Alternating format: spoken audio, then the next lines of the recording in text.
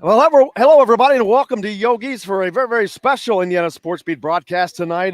Sort of roundtable, if you will, of former IU players, a cross section of generations of different playing on different teams and different generations. It's been a great blast for me to see.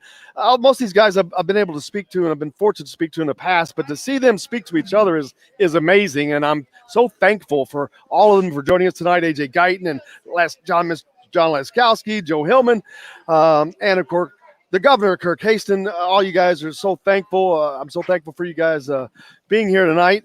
And first of all, Kirk, I know we're going to give him he's got to leave early. So, Kirk, thanks a lot for you joining us. And how are things going down in Tennessee?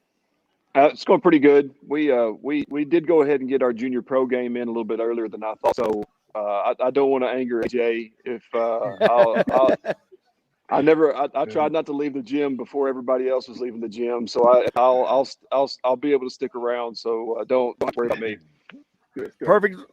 We'll let you guys go at it. Of course, right now the NCAA tournament's going on, and the biggest thing about that is it's being played right here in the state of Indiana. And as a matter of fact, not too far away from me, a few blocks away at Simon Scott Assembly Hall. And, of course, Indiana's not in it, not enjoyable, but Indiana's also in the middle of a coaching change.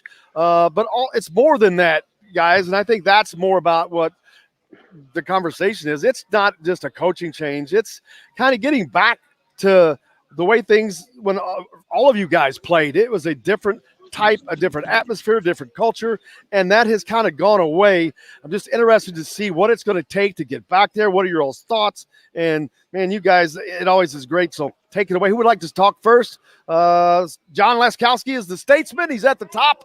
Mr. Laskowski, you have the floor, sir. Thank you, Jim. That's just I was a senior in high school in 1971. That's when Coach and I got the job. Ooh. And as best I can recall, he made less than $40,000 his first year.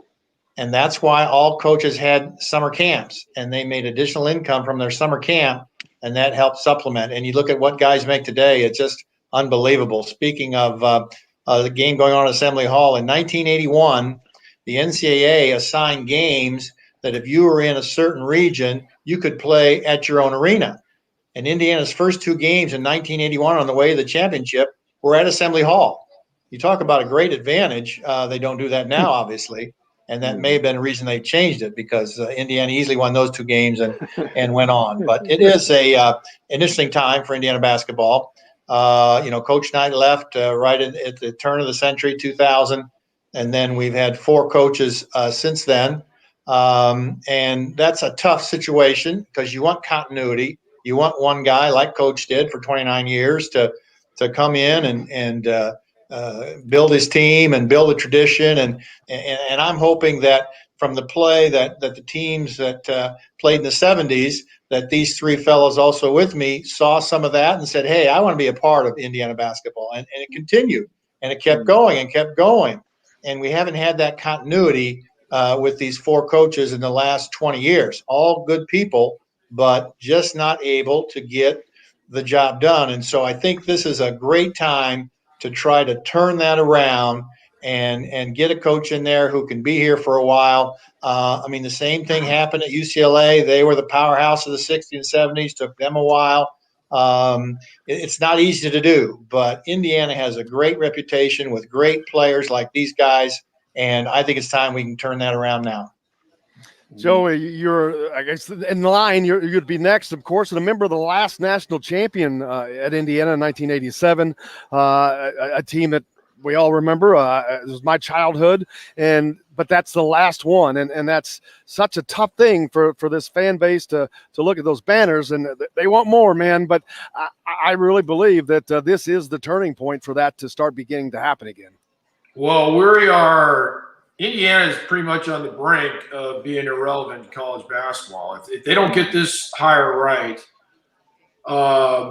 we're just going to be another program. We're going to be another run-of-the-mill deal, and I think it's huge. And one of the things that I think has not been addressed in any of the other hires. And I don't really count Mike Davis as one of the hires. He took over in a situation that he had to take over. And you know what? He did the best he could. He actually did a really good job compared to the other three guys. But we got to either go out and there's one or two guys that you got to go after and that you want, or let's bring in an XIU guy and build the program from the start again and go. Let's not get the flavor of the month type of deal. And that's kind of what we've done. Yeah. And Archie Miller didn't buy into the culture of Indiana. Tom Crean tried to early on, got away from him, expectations got bad, but there's a culture between John, myself, AJ Kirk. None of us played together, but I guarantee you we all have each other's back when it comes to it. And I think everybody wants the same thing. And I think the most disappointing thing of all of this craziness the last, say, 15 years has been the culture and the style, and what's the product on the floor isn't acceptable. And I think we really got to get back to, I'd rather see a team play the right way and get beat than going and getting and just running ragtag, winning a litting bit and still getting your ass beat. It infuriates me, and it bothers me because, you know, John made a great comment. I started watching Indiana basketball. I'm from California. I didn't grow up with it. But when ESPN got on in 79 and 80, and I saw Indiana play on ESPN, I said, that's the way I need to play. We don't have an identity anymore. So it's just, as an ex-player, it's hard to watch. Right. AJ, yeah, you're, I guess, again, next in line. So you're coming up through there. Things, I'm not going to say they started to change in your era, but there was a difference in some recruiting, maybe, I guess, and some changes over. And you can speak to that better than I can.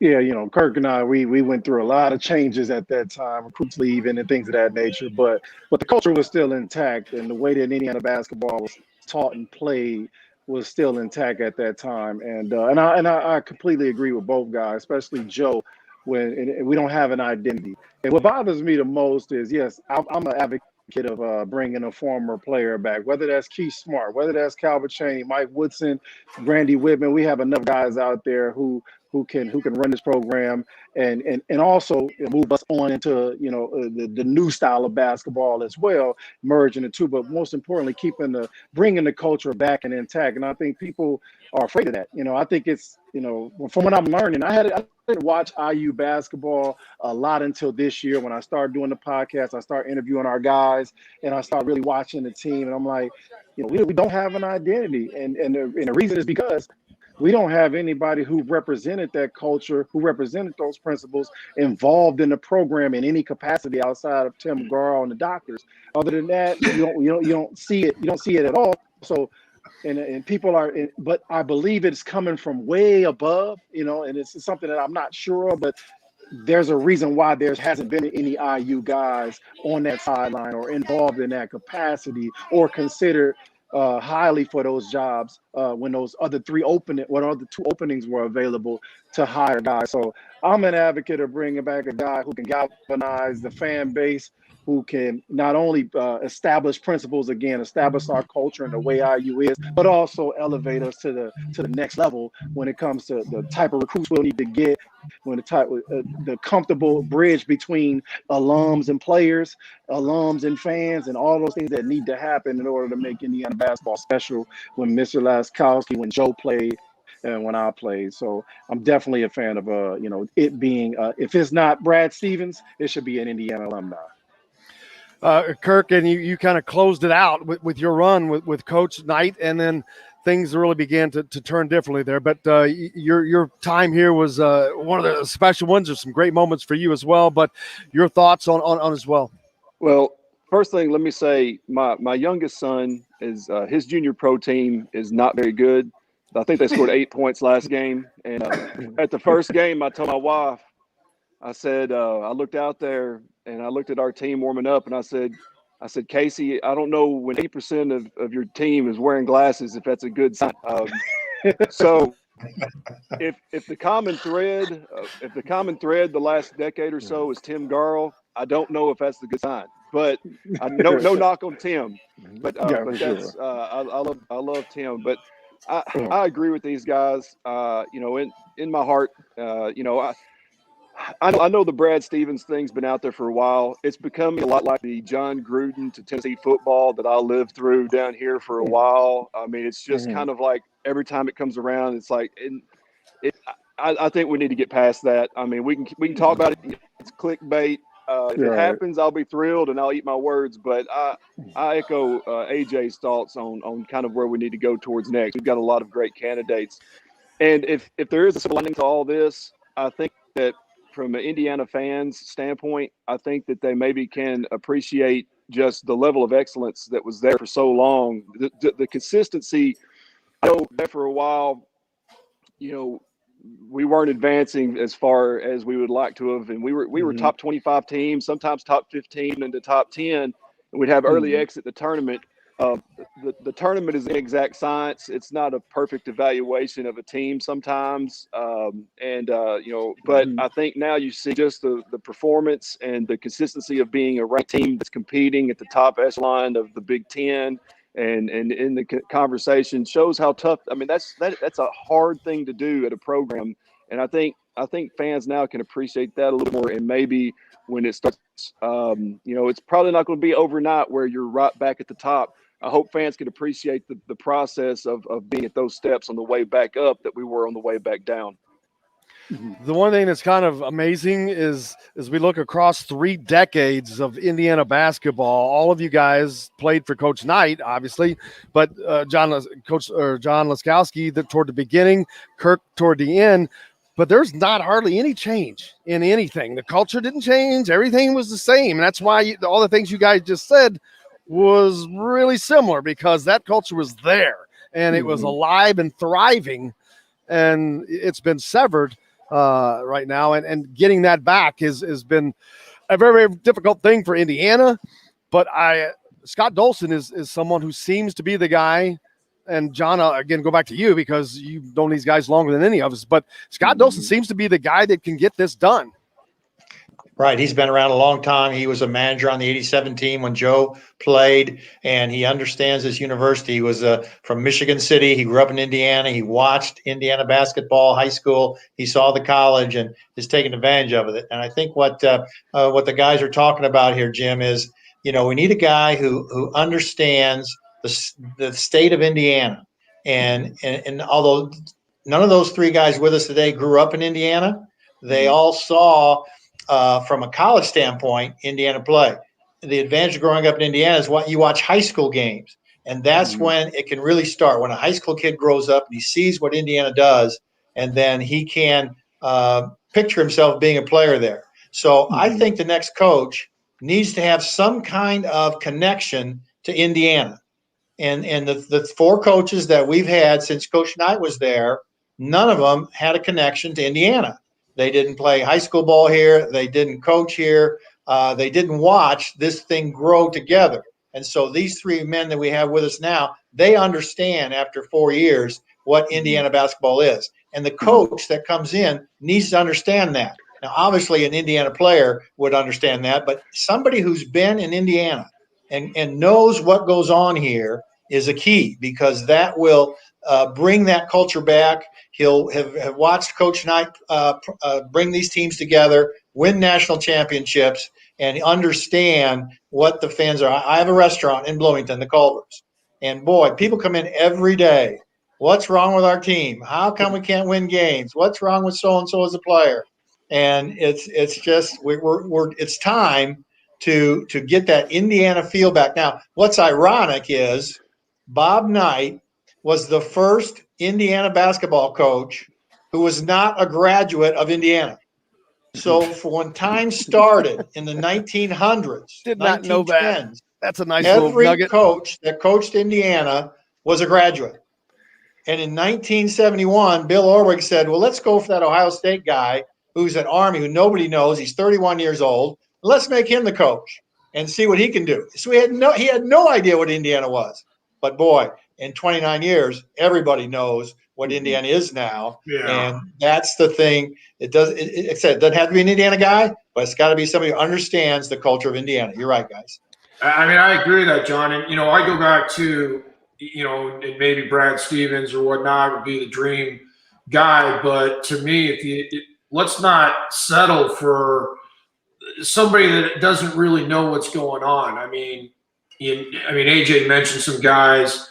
They may be a little older. I mean, you bring in a Fife, a Lewis, a Calvert Chaney, a Key Smart, some deal like that. And they're going to have the backing of the ex-players, the backing of the alumni, the backing of the fans.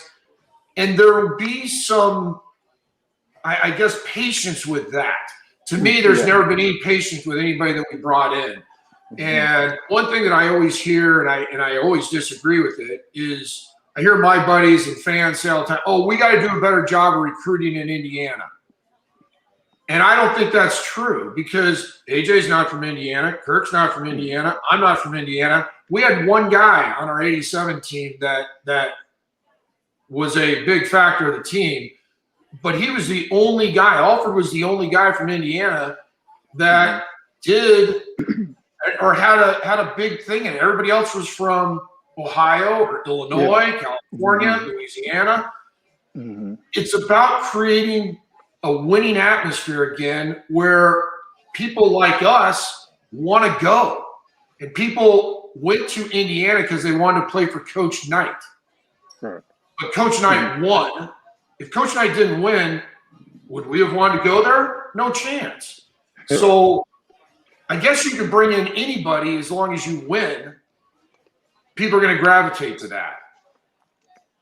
Yeah. But I want to see it done right and win and go, and let's get everybody down there and have the coach wanting us down there to build that culture. Because I remember playing and seeing John behind, when he wasn't broadcasting, he was behind the bench. I'd see Abernathy behind the bench, the late Wade Radford. I'd see, Scott May. That's what it's all about. I mean, that is gone. And the sad thing is current players don't even know ex-players anymore. One, because most of the time they don't sit us behind the bench anymore because those tickets are too expensive, I guess. So I don't know. I mean, I'll support anybody that Scott brings in. Scott and I are buddies. I haven't talked to Scott about any of this. I said, sent a quick text back and forth on, hey, look, I'll support whatever you do because I know that the culture and what needs to happen here. And Scott came in when I came in, and we've been friends ever since. So, but I know that it's not just his decision, and I think we'd all be foolish to say that it's only Scott's choice. This is, when you have people giving money like supposedly happened, I'm sure these guys are going to have a say and want to say. So, and that to me puts Scott in a tough position.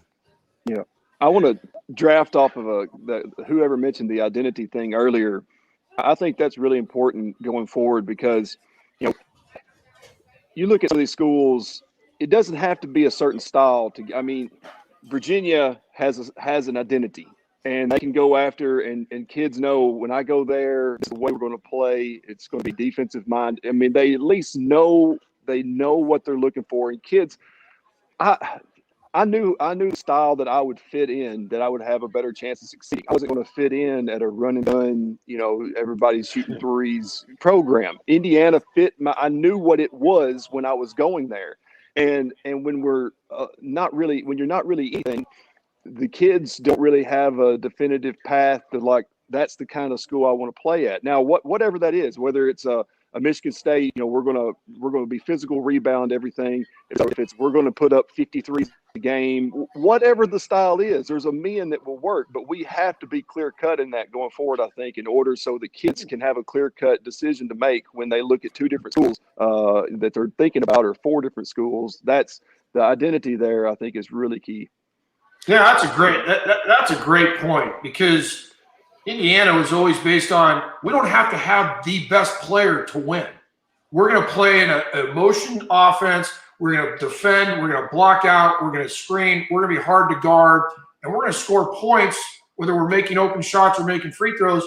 You don't have to have the best guy. And Kirk, that is such a great point, because you went to Indiana because you felt like this style was going to help me play. That's exactly AJ, right.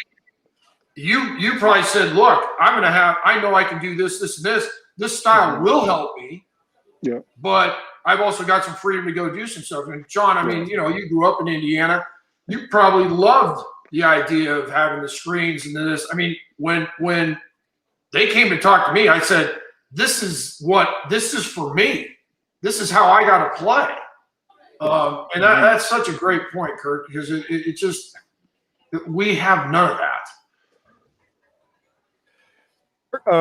AJ? Yeah.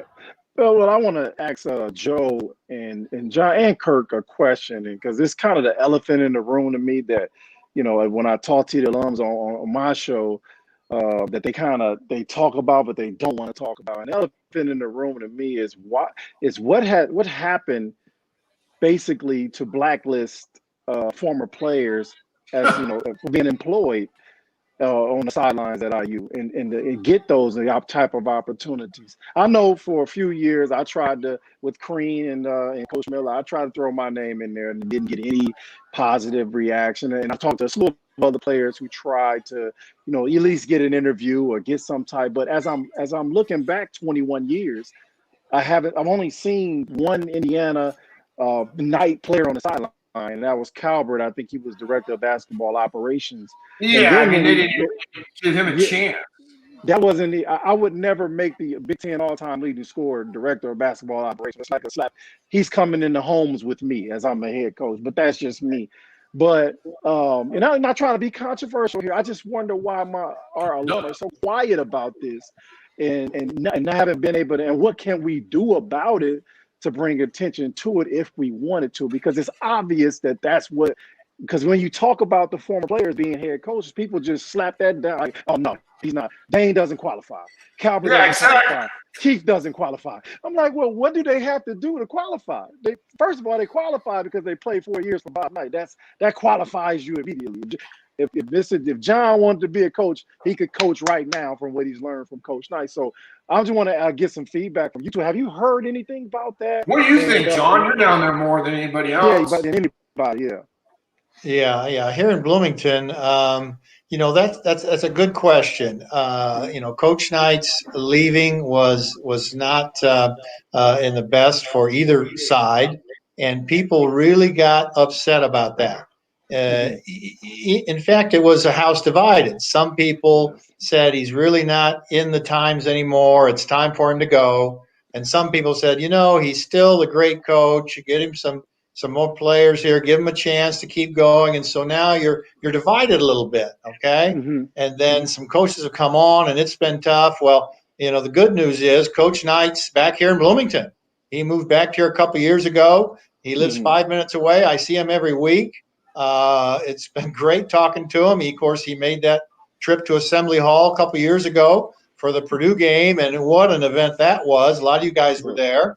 And that was a big healing moment, not just for him, but for a lot of Indiana fans who said, man, it's great that Coach came back. We never thought he would, and now he's back here. And so I think that stigma of let's stay away from Indiana guys is eroding. It's eroding. And I think about Johnny Wooden at UCLA. Not many of his players were coaches, and so there hasn't been a coach from UCLA, a player who's been a coach. And the same kind of thing at Kentucky, okay? And they've had some great coaches. But Carolina, Sean May's an assistant coach at Carolina. But when Coach K retires from Duke, some Duke player is going to get that job.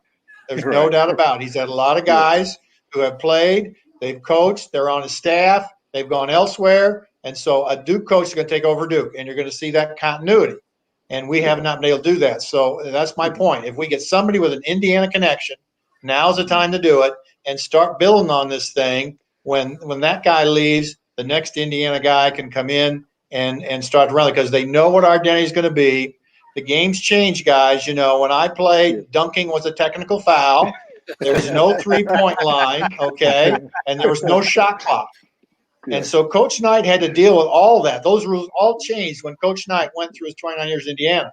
Right. And now I think these guys who play now, their only goal, a lot of them, their only goal is to go to the NBA. Give me my $8-10 million. I'm going to the NBA.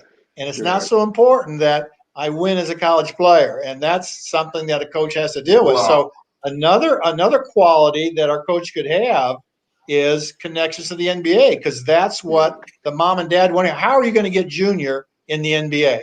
Right. That's a real question nowadays. That's real. Yeah, and that's what's sad about that, John, is the amount of people that will play in the NBA is so little compared to how many guys go and play college basketball. But, I'll tell you a thing that I'm really, really worried about with college basketball is this new transfer rule where you can just leave and there's no sitting out and you have no repercussion for, you know what, I go to Bloomington for a year, I'm out of here. Hey, AJ, hey, Kirk, hey, John, hey, why don't we all get together and let's all go to Kentucky? I mean, that is going to happen. And it's going to hurt college basketball more than any other sport, because if you get 2 or 3 guys to do it, you can build super teams. And what does that do to and this is where it goes back to the culture and the identity, for me anyways, is if you don't have a program and 2 or 3 guys leave, it can devastate you for 4, 5, 6 years. But if you got a program where you're bringing guys in, they understand the culture, and they're there 2, 3 years, unless you've got an outstanding talent that plays a year or 2 and leaves, but you've got the continuity when seniors leave, other guys come in. If you don't have that and you get a couple guys leave, your program's going to be in big trouble for 5 or 6 years. Look at Kentucky this year. Our good foes from down there. A terrible year with all these great players, and their team was just absolutely awful this year. Well, I think you saw this year what the importance of having some continuity in a team matters, because this was the first year that there was very little practice time compared to what you usually have, and you see a lot of these one-and-done schools suffer from it, which was a very kind of interesting byproduct, I think, of not having a lot of time together like they might usually have. I think with the transfer thing, I've always thought that it would be a much more situation that the leniency would come on a transfer if a coach was leaving, and maybe a kid that had already been there for 2 years and a coach leaves or something, that have some sort of trigger there. I do the future governor. And while I tell you what, I'm not announcing anything. I've got a meeting with him coming up. That'll be an issue. I'm sorry. But that's all blame it on me. But I love it. One other thing I just want to jump on my soapbox on. I'm taking it off a tangent for one quick second. I just got to take this moment. It was 1943 when the 5-foul rule was put in place. Can we please at least go to 6 fouls now that we have about 40 extra possessions a game? We have an extra official, and they call everything. Can you imagine in football if a player on the offensive line got a third holding call in the first part of the half, and they were like, "Oh, we're not going to see him again until the second half," because it's the dumbest thing ever. Let kids be on the court. It drives me crazy. I actually got into a Twitter fight with Jay Billis over this, and I don't know how he even replied back to me. But anyhow, let's go to 6 fouls. When one of you guys get enough power somewhere, get it to 6 fouls. It's the most common sense thing in the world. Why are we sitting? Anyhow, 3 fouls a half makes sense. You bring up a great point, though, on more possessions because of the shot clock and stuff. But yet teams don't score as much as they used to. Yeah, it was an arbitrary number in 1943, and it's killing the game because officials are terrible, and we're sitting players that everybody coming to watch because of why. Anyhow, I'm sorry. Kurt, the other thing about 1943, players that are 30 years old to officiate, not 55-year-old guys running up and down. That doesn't work. In 1943, this guy's still reffing when I played. In 1943, Indiana won the national championship, and Kurt, the jump shot did not come into college basketball till the early 50s. So there was no jump shots taken in 43. How can you foul a guy when he's not even shooting a jump shot? 5 fouls. It's Good been point. before the Good jump point. shot. We've had 5 fouls. Think about that. So AJ, Think about that. you're around this quite a bit, and to me, we get all this talk about going to the NBA and this and that with all these players, and yet I see college basketball getting worse as far as the overall play. Like I watched the game the other day it was when Watford made the shot against Kentucky. People ask me all the time, well, how would these teams do compared to that? I said, that team would crush our team today. It's not even close. Not even close. And people say, well, how would you guys do? I said, well, I'll tell you how we would have done. We had 23 and 24-year-olds on our team. We probably would have done all right against 18 and 19-year-olds. And they all said, oh, yeah, the athletes are way better. I said, well, you know what? Ricky Callaway could touch the top of the backboard. Steve Isle could dunk from the free throw line.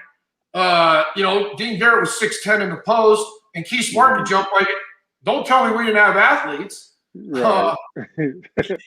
It's just such a different game because we all played in an era where you stayed junior, senior players. And I just don't think there's any doubt that a 23-year-old senior is going to be better than an 18, 19-year-old freshman. I don't care how good the guy is. Right. I agree with you, man. And that's why the bridging the gap is one of the most important concepts of this hire, because, we need someone that can also, go out there, recruit and develop 4-year players, not just the guy that's always, we're going to get the Romeo Langfords. We're going to go get the James Blackman Juniors. We're going to go get the guys that we already know are vying to get out of here and go to the NBA.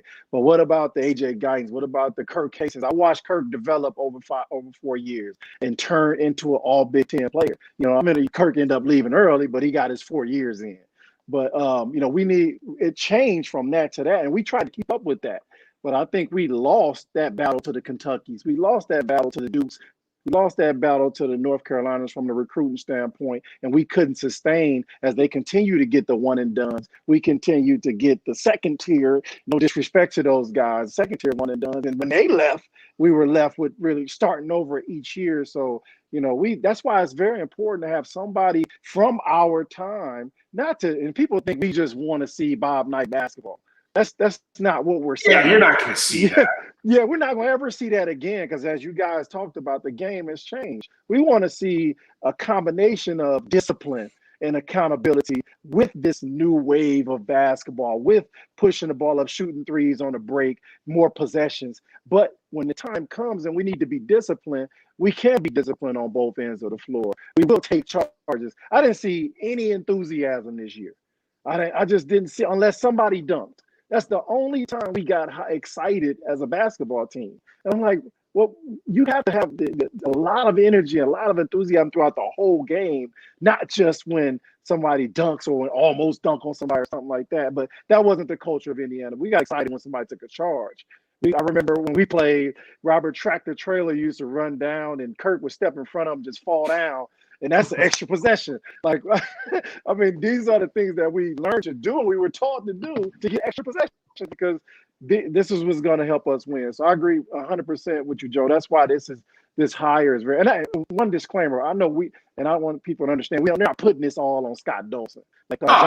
Like John talked about earlier, this is bigger than him from the most part. And I don't want people to be disappointed because he didn't go that route. But I think it's very important for guys like yourselves to start voicing like, hey, man, we want to be part of Indiana basketball. I want to come back and feel comfortable, not to have to get to know completely a brand new coach every time I come back. Give me one little T-shirt and Ali, this shirt that they gave me this about 5 years ago. Just to be comfortable coming back, and have and just feel like family. And it's because there's somebody that understands, like John said, the whole structure of it, what Indiana basketball from a state level is really about. One quick tractor trailer story, because I was teammates with him for a couple of years at Charlotte.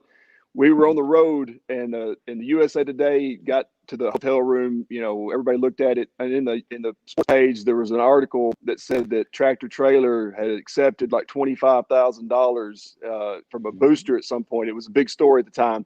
So everybody was on the bus waiting for him to get on, and nobody was saying anything. He got on, He just looked around at everybody and said, "Shoot." He's like, 25,000 is all they got on me, then they don't know anything. And so Yeah.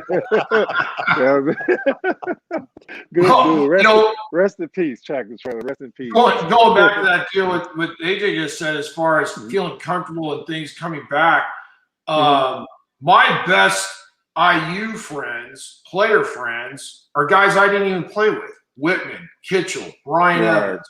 You know, those are guys I didn't play with. Now, not many of the guys that I played with are around here. We just have guys everywhere. But when we do see each other, it's like that deal we did last February with Coach Knight. And I saw Steve Isle and Dean Garrett and Key Smart for the first time in a long time. Jay Edwards came, and I mean, it was like yesterday we saw each other. They started talking about the stories, and I guarantee you, John's got stories, and it'll be the same deal with John as I got stories, and it's with my name plugged in, and you guys got stories. And when we sit around, it's, oh my gosh, that was the same thing that happened to me. So I always tell people, Coach had a method to his madness, and but we all dealt with it, and there is such a huge pride that I get from knowing that I'm part of this fraternity brotherhood deal. And that's what I don't want to see go away. And I know it's going away. It is going away. And I don't know, John, do you remember when guys used to come back that didn't play for Coach? I think they always felt a little uneasy that they didn't play for Coach, and were they all part of this? And I always remember going and trying to talk to guys like that. And I don't want to see that go away. And I'm scared to death that if we don't get somebody with Indiana ties, like John mentioned, maybe a Brad Stevens or an ex-player or whatnot, 4 or 5 years down the road, it ain't going to matter. Right. Agreed. Yeah, I think we're on the right track. And Scott's understands, as the top guy, athletic director, he understands what's going on. It's just alumni anticipation is just over the top. It's Scott. We got to figure out how to make this happen. So there is pressure on Scott to make this happen, but he can only do what he can do. And it's going to take a guy who understands what we do. That, boy, Indiana was really something, and now they're just not there. And I'm the guy that can turn this thing around. You know, the reason Coach Knight got the job, by the way, in 1971, Bill Orwig was the athletic director. He was actually a Michigan grad, but he's the athletic director at Indiana, and Indiana had some rough times in the late 60s. Cheating going on. And Bill Orwig said, we have to stop that. That's not what I want Indiana to be. Unbelievable. It still goes on today. But anyway, Orwig put a stop to it. And he was a referee, a Big Ten referee in the early 60s. And he refereed Ohio State games when Coach Knight played. And he saw him and thought, this is an honest guy. He's been 7 years at Army. That's the guy I want. He's going to be clean cut. He's going to play it straight. We're not going to violate any rules. That's my man. And that's really why he got the job. Now, little did he know that he'd become one of the greatest coaches of all times. But it's a different perspective now. We're talking about, let's get somebody back here who can become the next Bob Knight and stay here 20, 30 years if it's possible, and get guys just like you guys are and I am, who love Indiana and want to come back and want to be a part of it. And you're right about, if Scott's going to start that golf outing again in the fall, we can come back and see everybody. You guys know you get 2 tickets to any game you want to come to.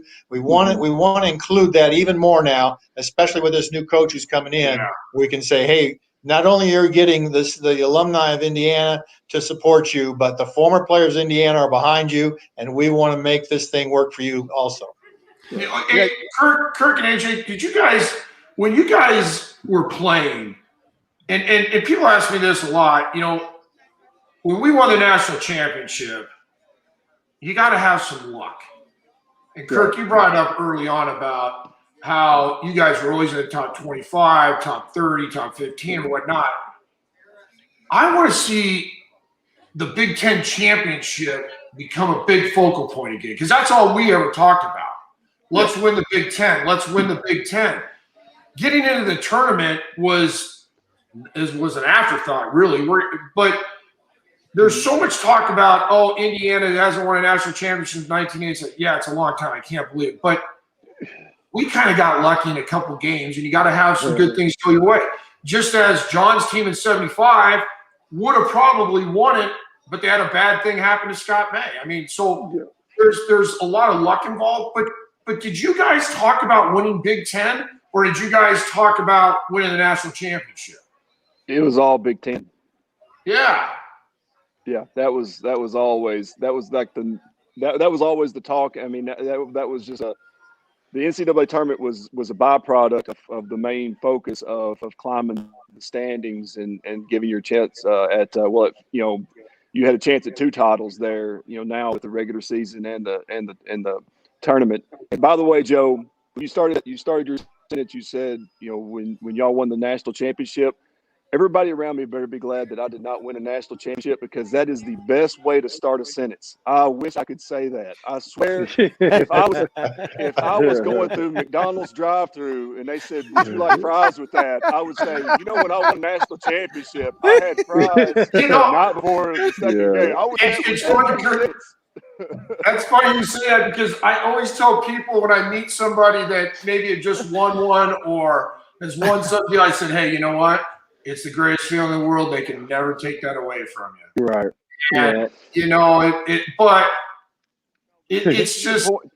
I mean, I was on a good team. I think that means talking about Big Ten championships, though, everybody can do that. And it's just, I think that's part of that identity. That's gone. I don't know why that went away, but that to me is the basis that you build on that. John, how many times did you win the Big Ten? We won it 3 times, and I won was 3 times, right? That to me was the basis of IU basketball. Let's win the Big Ten, and then you got to go on a 6-game run. AJ, did you guys win the Big Ten? Did you guys win the Big Ten? No, we did not. You didn't? But that's all you talked about, though, right? That's all Coach Knight talked about every day until we were out of the question. Yep. Yeah, and that to me is I don't think people that are alumni or fans or whatnot are expecting somebody to come in and win national champions. They want to be competitive, but they want to win Big Tens as a stepping stone to the tournament. And it's funny, I said the other day to a guy, I used to hear all the time in 94, 95, 90, the game's passed Coach Knight by. The game's passed him by. And I said the other day, I said, you know what? That game's really passed him by when his worst years were finishing 3rd or 4th in the Big Ten and going to the NC tournament. We beg for that right now. Well, also, you think about this, I'd say he had a couple of seasons and teams, at least when he was at Texas Tech, past his prime, that we would have been pretty happy of having those seasons the last 2 or 3 years. Great point. Yeah, it's a great point. You got to have some luck, and Indiana had some bad luck with Coach Knight. I mean, what was the year that Alan Henderson gets hurt? With Calvert, early 90s, a great team. The 75 team.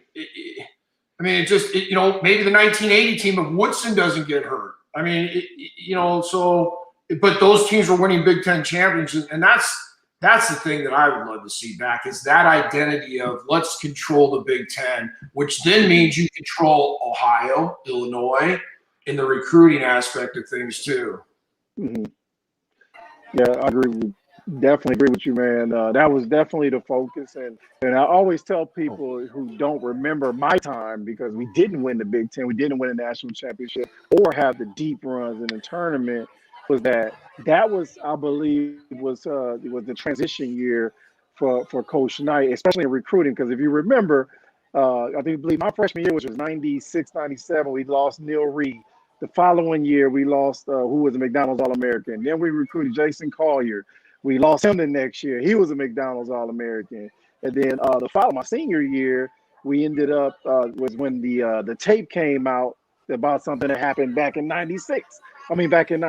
So we're looking back at that. I was like, man, we went through some tumultuous times. But the whole goal was still, we never even thought about it, because the whole goal was to do what Joe Hillman did, was to do what John Laskowski did. It was always focused on winning. I think at that time the type of kid that we were trying to recruit changed. They just could not mentally take what the type of coaching that Coach Knight Well, do dealt out. you think that's Yeah, changed, AJ? Because, like John mentioned, everybody's worried about going to the NBA absolutely. That's what I was instead about to of get to. coming to Yeah. Indiana to win at Indiana. Yep, I remember, and rest in peace, Jason Collier. But I remember their big argument was him shooting threes. He wanted to stay out there as a big man and shoot threes, and that was a big deal. Coach just wanted him to post up and throw up the hook shots. Kirk know that. Coach was wanting him to get the ball face up and throw that hook shot up. And Jason's like, no, I'm a stretch five before stretch fives became stretch fives. At that time, Luke Recker wanted to handle the basketball. And Coach wanted him to just be on the wing, move it out the basketball, shoot when you're open, like Randy Whitman. But he was like, well, that's the only way I can get to the NBA. He's like, well, you're going to have to go somewhere else. And that's what he did. So you're 100% right. The mentalities begin to change. But I also think Coach Knight began to adjust because How'd that's that when work out for Luke Recker in the NBA? he never made it. He never made it, man. And hey, that's I mean, you know what? Hey, yeah. if you're good enough, you're good enough. Look at Isaiah. Isaiah came in and, everybody said, oh, you're crazy. It's going to be structured. I think the NBA gave 2 racks ass. They played for whatever. They knew Isaiah could play. If you can play, you're going to play in the NBA. And No fight. I never thought about the NBA one time when I was at IU. Not one time. I just came to get a degree. Like, I wanted to play for the greatest coach in that college basketball, play motion, share the ball, win, and get a degree. That was the goal. So that's why the consistency was there for me as an individual player, because I was just focused on mastering Coach Knight's offense, mastering Coach Knight's defense. But that changed when those guys, they wanted to go to the NBA, and you could see it. But I think Coach Knight at the end began to adjust. That's why Kirk's teams were really good. He recruited guys like Jeff Newton. He recruited guys like George Leach, AJ Moyer, Tom Coverdale. They were adjusting to the athletic game, but they were keeping the same principles of Indiana basketball. And I believe that's much respect to Mike Davis, but that's why they were able to go to that 2002 national championship game and have success, because those were Indiana-type basketball players that Coach Knight recruited. Guys, you talked earlier about coaches, the right guy. Ed Brad Stevens, of course, has been one of those names that's come up. He's an Indiana person as far as the state, not an IU guy as sorts. What makes him so good? Because you look at him and he's not someone you look at as like, oh, he's overly athletic. He is just so cerebral, but he's just been a basketball savant. But what makes him so good? One thing I did hear, and this is a story I heard, it wasn't too long ago on a podcast I was listening to.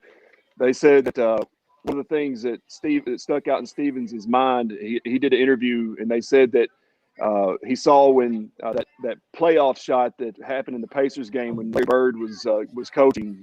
I can't remember the exact year, but there was a shot they won at the buzzer, and Larry Bird was just stoic as the coach on the sideline. There was no reaction. He just kind of like, we've been here before, and that made like a really big impression on him. That was going to be his approach, to be kind of that unflappable, consistent person. And I don't know, I think that would be, of course, an incredible hire, and I think it just comes from work ethic. But I also think that you look back at the teams that he had, I think that you look at the kind of system and the players he brought in at Butler. I think he was really good at recruiting pieces of the puzzle and not just going for the 5 flashiest pieces. And I think that that's something that a lot of coaches do now, is they look at that recruiting guide, whatever it is, and they're like, I've got to get 5 of these top whatever. Instead of looking at, that's the best rebounder I've ever seen. He averages 2 points per game. He set 3 picks that knocked 2 teeth out, but that guy will fit into what I want to do. And when you get kids like that maybe don't have, when they come in, those NBA aspirations, you can max them out in 3 years higher than maybe somebody that comes in as a number 17 recruit that has NBA aspirations is going to leave after 1 year. I mean, so I think there's just got to be a little bit more of a fitting the pieces together better approach, and maybe a little bit more of a long-term 3-year plan for some guys, instead of just trying to get the hottest prospect, period. AJ, go ahead. I remember it just real quickly that his teams at Butler just reminded me of Indiana teams. I used to call Butler the new Indiana when he was coaching back in those days because I saw Matt Howard, I saw Gordon Hayward, I saw the offense they were running, and I was just impressed at the discipline. They went to the national championship game 2 times, 2 years in a row. They almost won it. Shooting the half-court shot, the ball rimming out. That's Indiana basketball right there. Like Joe said, you just got to get lucky sometimes, and they almost got lucky on that shot. It was Hoosiers in real life almost. Yeah, it was Hoosiers in real life, and it just went the other way. So I just think that to John's point, he's the one of those guys, one of the outside guy that really understands in the state of Indiana basketball, like Joe and I and Kirk and I have learned of what Indiana basketball is really about. So that's why if he's available and he's really interested, and I heard the interview. He didn't say no, but I know his hands are tied, and he's in Boston, and they got a season, 2 months, two more months. So it's going to be tough to sit there and wait on a Brad Stevens. And a couple guys have already told me, no, he's not coming. But I hope he's really considering it because he's a guy that I believe would connect with all of us. Because I ran into him in when I was coaching out at Loyola, Maryland, and he came up to me. I went to a Washington Wizards and Celtics game. And he came up to me and introduced himself. So that was extremely impressive because he knew me. He knew exactly who I was and what was done at IU, and he brought that up. So right away, I said, this is a IU historian. And so I always stuck in my mind as these coaching jobs come open, they talk about it. So that's why I think he will be excellent at IU. John, I agree with Kirk and AJ. I think he'd be a great fit, obviously, but I don't think he's going to leave the NBA. It's not about coming to Indiana. I don't think he's going to leave the NBA, but someone I think is a very, very attractive look for them is coaching in the Simon Scott Assembly Hall this weekend. And it's Chris Beard.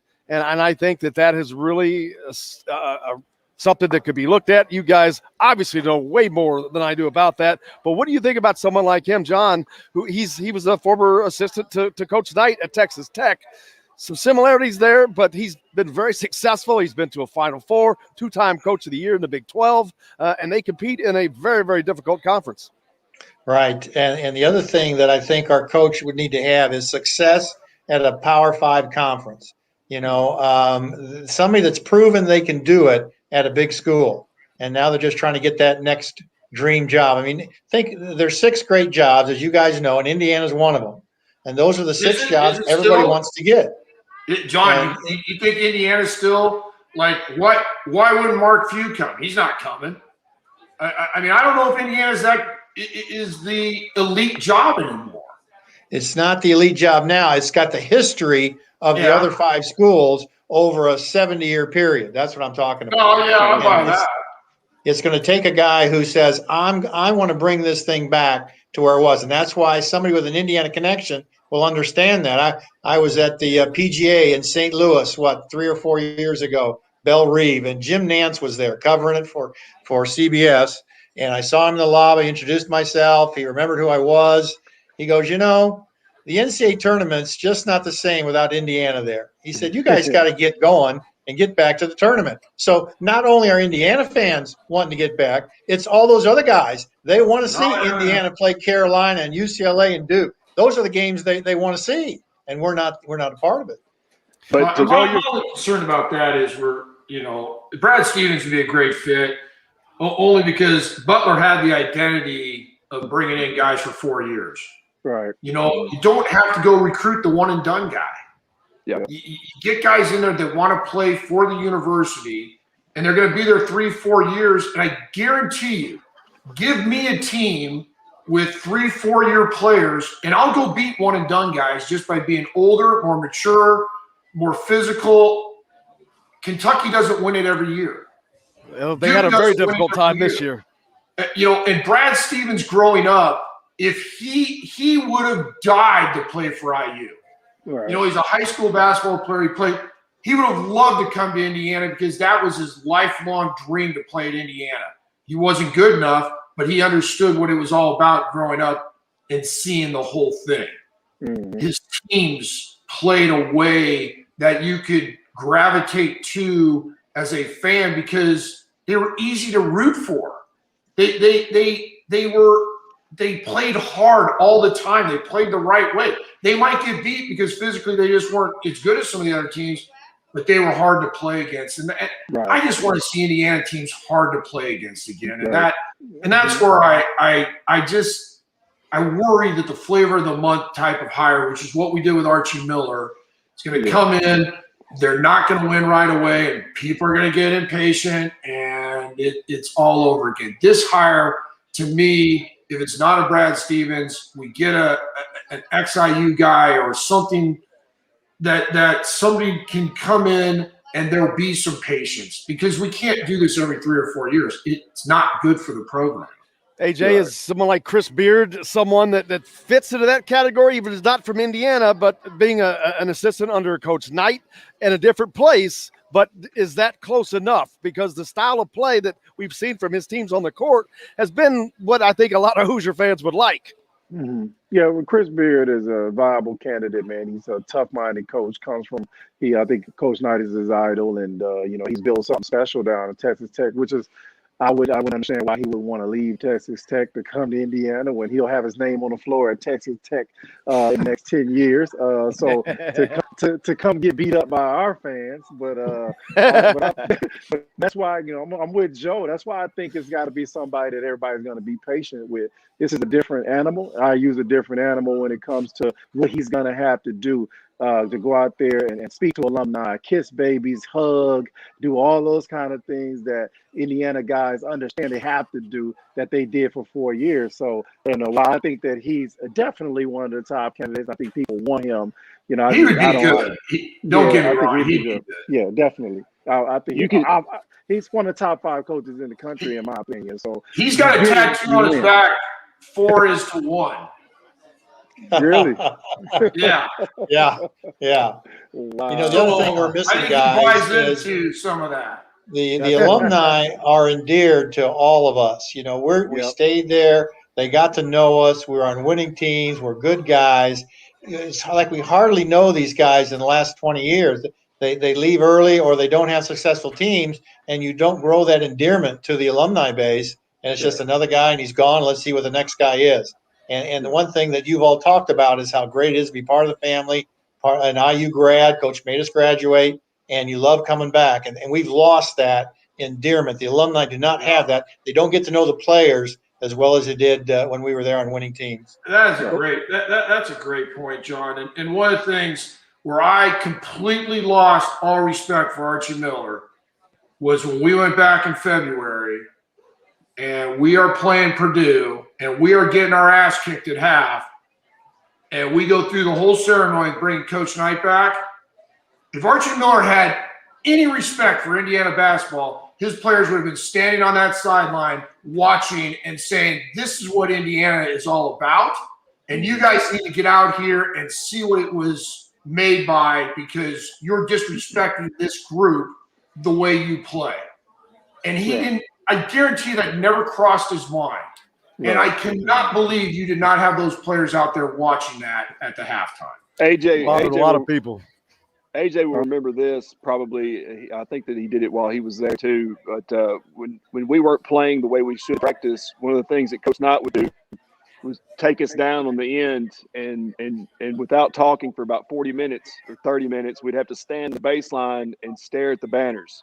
And it would just be like, he would just be silent, and he would just every now and then he would say, I want you to remember these numbers. He said, if I ever ask you the numbers that are on these banners, you better know them. It was 40, 53, 76, 81, 87. I cannot tell you my kids' birthdays most days, but I will remember those numbers for the rest of my life because I appreciate the tradition. Yeah. The last coaching question I want to ask you guys, Kirk, I'll just start with you and go around, since we've talked about some Brad Stevens, different types of candidates. An IU guy, what about John Beilein has been mentioned, and someone, but that would be someone to come in and maybe help a Calbert Chaney along, or not necessarily, it doesn't have to be Calbert, but someone like a Calbert Chaney, an IU guy who's maybe doesn't have the head coaching experience yet, but he's kind of there. I mean, it's kind of reverse of what Juwan Howard is doing in Michigan with Phil Martelli on the sideline. But kind of what Purdue did. There you go. Yeah. I mean, even though Beeline is not an IU guy, but he's a coach. He doesn't care. He's a coach. Let me tell you about John Beeline. He's about the same age I am. He played at a Division II school in West Virginia. He's older than dirt. And he told me that his team would travel on Saturdays by car to play games, and then on the way back, they would turn the radio on to try to find Indiana play on the radio. They wanted to hear how the Indiana University team was doing at their game in the Big Ten. The guy has a passion for Indiana University. The job's never been open to him, but he idolized Indiana from his playing days when he was in college. So he does understand an Indiana connection. I would love a guy like John Beeline if it was set up to where Calvert or Fife or Michael Lewis or whoever is the understudy, and we know in five, because what I'm concerned about a John Beeline or even Patino's name or whatever, they're 67, 68 years old. We're going to be right in this same spot 5-6 years down the road. That would be my only concern. But if they do it with the understudy, I'd be all in for that. Yeah, a good idea. Speaking of Fife and Lewis, now they've been brought up, and AJ, I'm going to ask you a question real quick. Tonight, if they just decided at Mackey, I think they're at Mackey Arena, right? It's in their game at Mackey Arena, I believe. Yeah. Mm-hmm. If they decided, the team decided that tonight, as they are, Lewis versus Fife, 1-on-1 for 10 minutes, who's going to come out on top? Where they say you advance in the tournament and the winner gets the first step at an interview at IU. You know their current condition. Like, which one comes out on top, tooth and nail? What's your call, AJ? Fife is gonna murder Lewis because he gonna bite, he gonna cheat, bite him, kick him, he gonna hurt him. Lewis will throw the ball. Lewis might throw the ball. Lewis will throw the ball. Hey, they're both fighters. I mean, one of the reasons why I kind of mentioned Fife's name is, you know, hiring an assistant used to be kind of the thing. Let's get an assistant, let's move him up, whatnot. Yeah. But Fife's been under one of the best coaches, I think, the last 20 years, for 8 or 9 years. He's come down into Indiana and he's recruited some really good Indiana players out of the state of Indiana. I think he's got a pretty good relationship with the high school coaches around here. Is he ready? I don't know. Is anybody ready for this? Yeah, you know, right. I mean, that's the thing. Would Dane Fife have everybody's back? He'd be the first guy to be the rah-rah cheerleader to bring everybody in.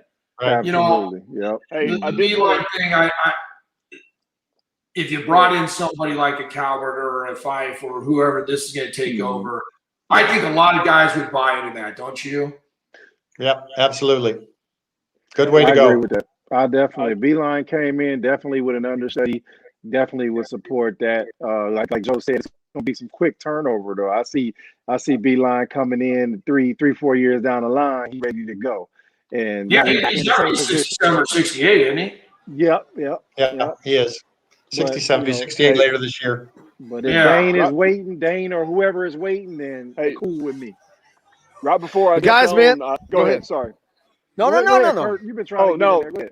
No, last thing I wanted to say, I looked up for it was a weird confluence of events, but the last time both of them were at Mackey Arena playing was in the same game because they didn't have a road Purdue game the next year with Fife. And so I looked up, I thought the tiebreaker tonight, if they can't figure out the game, I was going to look at how they both did in their last appearance at Mackey Arena. So we got beat 83-77. This was January 22nd, 2000. Lewis had 13.6 assists. AJ had 27 points. And Dane Fife had 4 points and 5 fouls. So there you go. Okay. Lewis it is. That was Dane's game. That's creative, brother. Well, that's That why up, I don't know. That is so Kirk creative. Haston is the most amazing guy. He's That's so why. gracious, always on the show, and he's always so gracious. All of you guys are. I cannot thank you enough. Michael Lewis and Dane Fife coming up here, probably in about 20 minutes as Michigan State and UCLA are playing to see who goes forward. I think Michigan State's going to win that game, guys. I actually have them picked to win 2 games on my bracket. Michigan State or UCLA tonight. The only thing that scares me about I hope Michigan State wins, but UCLA they have 5 guys that average double digits, and that's always a little scary. Whereas Michigan State's got they have a 15-point a game score and a couple guys right there at 9 to 10. And I like in a tournament when one guy goes down, you have those 2 or the other guys that can fill in. That's the only thing that I would put, if I was a man, I'd say Michigan State. But when you have that 4 or 5 guys in double figures, always scares me in a tournament. All right. AJ? I'm liking Michigan State. There's another example of an assistant coach that took over for a head coach that retired. And Izzo's been there, 25 years at least. And he's got the program there. There's another great example. I'm picking Michigan State tonight. You know what? And John, the guy knew the culture of Michigan State because they had some great teams when you were playing, and they had really good teams when I played. And there's just something about that continuity. And unfortunately, the higher ups, when the whole Bob Knight thing happened, I get it. There needed to be a cleansing of that, but. I like what Kirk says. When you got that one and done deal in the tournament, you have one bad night. If you don't have other guys that can pick you up, if you're the leading scorer, then you're going to struggle a little bit. And, John, your teams have that. Scott May obviously was great, but you and Greeno and Bobby Wilkes, everybody could score on those teams. So if you shut one guy down, somebody picked it up. So. I watched BYU play against Gonzaga a couple weeks ago, and I don't think the winner of Michigan State UCLA is going to have a cakewalk on Saturday. AJ? Yeah, I'm Michigan State, man. Always going. I love Tom Izzo and what he's built there, the consistency he's built, and he's bringing assistants up underneath him, and it's always benefiting Dane. So I want Michigan State to win. Outside of the fact I don't know nothing about UCLA, so I want Michigan State because I hate UCLA. How about that? I don't know nothing about them. Kirk, I cannot thank you enough, man. I hope your family's doing great. And the kids are playing ball. You got staying busy, politics and coaching, teaching. You're just Verdell Jones is co-host my show on Wednesdays or Fridays. You guys are a lot alike and very community oriented. You've always been that way, and just it's great to see former Hoosiers and go on and do those kind of things. But thank you so much for all you do and for being such a great friend to us here. Thanks for having me on, guys. I thoroughly enjoyed it. It was fun. Great seeing you, Kirk. AJ, of course, I get to see him pretty frequently, but I can never thank him enough. Make sure you follow him on his Field of 68 podcast, House of Hoosier. These are great. Great show. Great show. He does, and that's why you got to follow those one-on-ones. Those are conversations I love to watch them because I can't do that, and that's why I love for you guys to do that. Make sure you follow him on their Field of 68. Of course, if you're in Bloomington, you go by Culver's, get you some of those. Spicy chicken sandwich is my favorite, but you can have whatever you want. But it's all alone. Tenderloin basket with cheese, baby. Jim, thanks for getting us all together. It's been fun for us. As you can see, Joe was right. Different years, different teams, but there's a camaraderie that we have. And when we get together like this, even though we're not face to face, it's just been fun to be with you guys. Yeah, that's great. Absolutely. And Joe, of course, I appreciate you guys, man. Make sure if you're looking into wealth strategies, Joe's your man. Trust Wealth Strategies. There's his email. Get it to him. But I cannot thank you guys enough. Look forward to talking to you all again and seeing you all actually in gyms and games. That is the thing I'm looking for. You guys this summer or this fall when this all goes down, and we hopefully Scott gets everybody together because I always love those times. I miss it, and every time I leave, I go, I wish we'd do this more. Right. Yeah. All right, I got one more recruiting story. All right. Oh yeah. I talked to Coach Knight last week. He said that he took a visit to Cincinnati.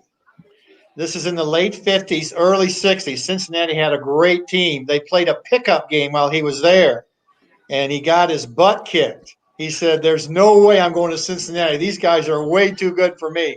He had never met Havlicek until he got to Ohio State. He knew who Jerry Lucas was, but he never played against him yet.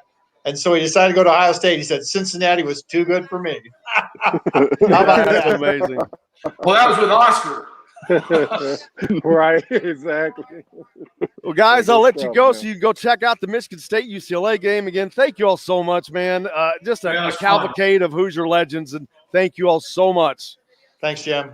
For the Thanks, rest of guys. you guys, Enjoyed it. thank you all for Peace watching out, us. fellas. Everybody here at the Finney See you guys. That's Hospitality Group fun. here at Yogi's. Make sure you stop by there as well. And until tomorrow, I'm Jim Coyle. I will see you on the radio. Peace.